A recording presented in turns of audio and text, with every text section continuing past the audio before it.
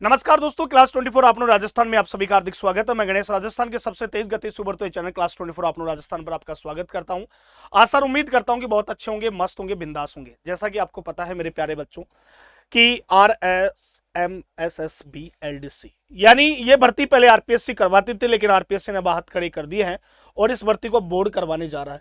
पिछली भर्ती 2018 और 16 की बात करें तो समथिंग 16,000 पोस्टें थी, जो 2 बार पेपर हुए थे। एक बार लीक का मामला हो गया था, इसके बाद दोबारा पेपर हुआ, उसकी पोस्टिंग भी दे दी गई।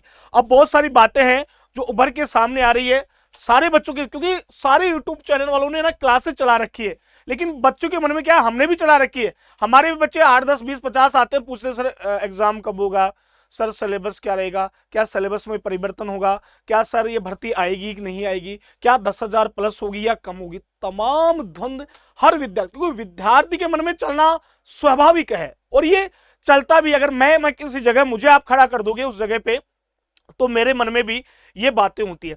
कई बच्चों से कहा सर कोचिंग करे कि नहीं करे। फिर एक लफड़ा और बहुत तगड़ा फंसा हो गया कि सीईटी, जो सीईटी वाला है, सीईटी वाला भी हम करे कि नहीं करे। कि यार गुरुजी सीईटी, यार गुरुजी सीईटी में यार अभी जो सीईटी स्नातक स्तर का आया है, इसमें भी गुरुजी सरकार ने रोड़ा फंसा दिया है। इसमें भी मतलब मेरे साथ संजय सर भी हैं कि सर इसमें तो एक बार पहले इसको थोड़ा मैं आपको दिमाग थोड़ा ना ठीक कर देता हूं यार। क्योंकि सर अब मैं आपसे ये प्रश्न करना चाहूंगा जी सर, बताइए। कि स्नातक लेवल की जो सीटी आई है, इसमें सरकार कहीं ना कहीं फंसती नजर आ रही है। सरकार विकल्प ढूंढ रही है कि हम एक क्राइटेरिया बनाए कि कहां तक के बच्चे अप्लाई कर सकते हैं। ये एक same exam UP TET UP में होता है, उसमें यूपी टेट के बाद में सुपर टेट होता है। और यूपी टेट में क्या है कि एक लाइन, जब सर कोई विज्ञप्ति आती है उसमें नीचे एक लाइन ऐड कर दी जाती है कि 120 नंबर तक वाले इस फॉर्म को फिल कर सकते हैं। जैसे लेखपाल है तो वहां पर यूपी टेट होता है, यूपीपीपी होता है, बहुत बड़ा एग्जाम होता है, पूरा यूपी का होता है, सीईटी। तो जब लेखपाल मैंने वहां ऑफलाइन पढ़ाया, जब कानपुर था, तो वहां जब उसका नोटिफिकेशन, अभी रिजल्ट भी आया उसका 10 दिन पहले, उसके नीचे एक लाइन दे दी थी कि सर 110 नंबर वाले तक के विद्यार्थी, यानी 70 से लेके 110 नंबर वाले विद्यार्थी इस फॉर्म को फिल कर सकते हैं। अब सर एलडीसी 12वीं लेवल में है और 12वीं पास का रिजल्ट इसी वीक आने वाला है। तो अब आप ये बता दो कि सरकार के पास भी बड़ा टेंशन वाला काम है। सरकार ये कही कि जैसे हम कल गाड़ी पे बात कर रहे थे कि सर 15 गुना कैसे पास करें, थोड़ा एक बार बच्चों को आप चीज ब्रीफ करो। देखिए सर, बात ऐसी है कि अभी हाल ही में जैसा कि हम ने इवेंट भी किया था, बच्चों को इन्फॉर्मेशन देते हैं कि हरिप्रसाद शर्मा जी ने कहा है, सरकार से मतलब पूछा है कि भाई हम 15 गुना कैसे सेट करें, हमें थोड़ा गाइडेंस तो करो। कैटेगरी वाइज 15 गुना करें या ऑल ओवर 15 गुना करें। इसी बीच में एक बात और निकल कर आ रही है जिसका मैं समर्थन करूंगा। समर्थन कैसे है कि चलो 15 गुना में ये पेज भी सही है कि कैटेगरी वाइज करेंगे, कैसे करेंगे, पोस्टों के आधार पर करेंगे। पर हाल ही में ऐसी चर्चा भी चल रही है कि जैसे जिस प्रकार रीट में एक निर्धारित क्राइटेरिया सेट किया था कि साहब 90% यानी 60%, 150 में से 90 क्वेश्चन 60% से ऊपर वाले रीट मुख्य परीक्षा के लिए एलिजिबल होंगे। तो हो सकता है कि ऐसा 15 गुना का क्राइटेरिया को थोड़ा चेंज करके एक ऐसा निश्चित क्राइटेरिया सेट कर दिया जाए कि साहब जिसके 50%, जैसा कि ग्राम विकास अधिकारी में किया था, प्रारंभिक परीक्षा में ऐसा था कि 50% से ऊपर वाले हर कैटेगरी के बच्चे मुख्य परीक्षा के लिए एलिजिबल हैं। तो ऐसा भी किया जा सकता है। तो इन दोनों को लेकर थोड़ा पेज चल रहा है। और एक चीज मैं आपको यहाँ एक्स्ट्रा और ऐड करूंगा, आप इस चीज की चिंता मत कीजिए कि भर्ती कब आएगी, सर रिजल्ट कब आने वाला है। ऐसा कि आपको सबको पता है, आप सब न्यूज़पेपर पढ़ते हैं, सब एक्टिव हैं कि मंत्रालय कर्मचारियों की थोड़ी हड़ताल का इश्यू चल रहा है।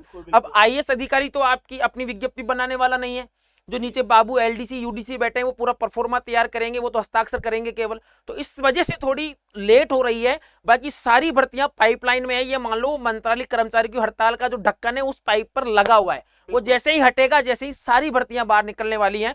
तो क्राइटेरिया को लेकर 1 से 2 दिन में संभावना बन रही कि 102 दिन में ऐसा एडजस्ट हो जाए और जल्दी ही अधीनस्थ सेवा चयन बोर्ड उस क्राइटेरिया को सेट करने की कोशिश करेगा। बिल्कुल, जैसा कि सर ने कहा, बिल्कुल सही बात कही है और देखो ऑथेंटिक जानकारी है, यही हम आपको चाहते हैं।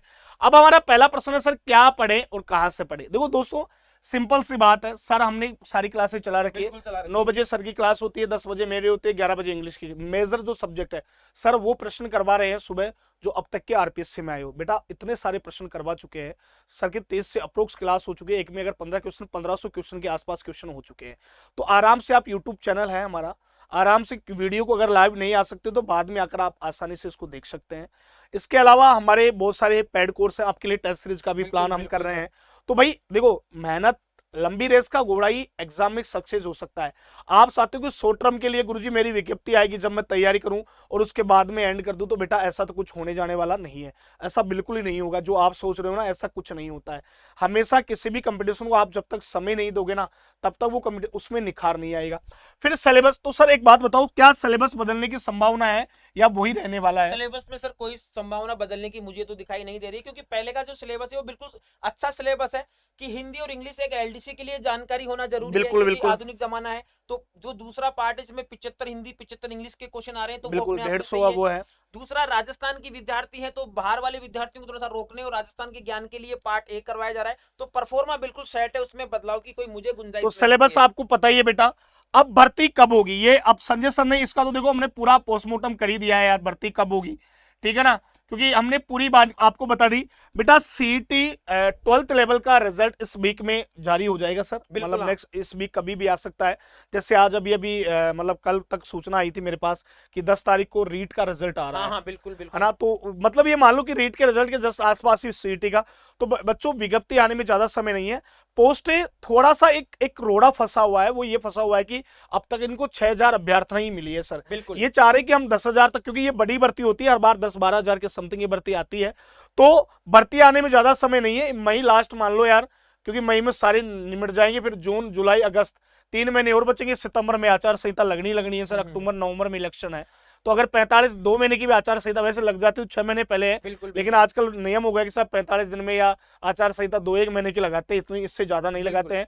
तो विज्ञप्ति जल्दी ही आने वाली है, तो भाई निश्चित रूप से आप बढ़िया तरीके से तैयारी करते रहो।